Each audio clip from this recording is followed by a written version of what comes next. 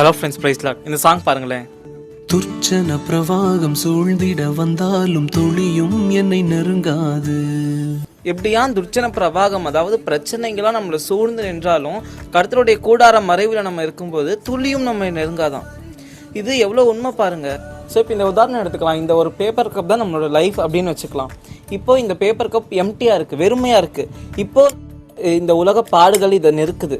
So உலக பாடுகள் இதை நெருக்கும்போது இதால் வித்ஸ்டாண்ட் பண்ண முடியல. அந்த உலக பாடுகள் மேற்கொண்டுருச்சு, அவ்வளோதான், சேதப்படுத்திடுச்சு. ஸோ இது பாருங்க, எஸ், அவ்வளோதான், முடிஞ்சிச்சு. இதுவே கர்த்தர் நம்மளோட லைஃப்பில் இருக்கும்போது, அதாவது நான் இதில் நிறைய தண்ணி ஊற்றிக்கிறேன், இப்போ இது வெறுமையாக இல்லை, இதில் ஃபுல்லாக வாட்டர் இருக்குது. அப்போது சேம் அதே போல் நமக்கு உலக பாடுகள் கஷ்டங்கள் எவ்வளோ வந்தாலுமே, நான் பாருங்கள் ரொம்ப நேரமாக வச்சுட்டே இருக்கேன், பட் துளியும் நம்ம அணுகலை, துளியும் அது நம்மளை சேதப்படுத்தலைங்கிறத பார்க்குறோம். ஸோ இது இந்த எக்ஸ்பெரிமெண்ட்டுக்கு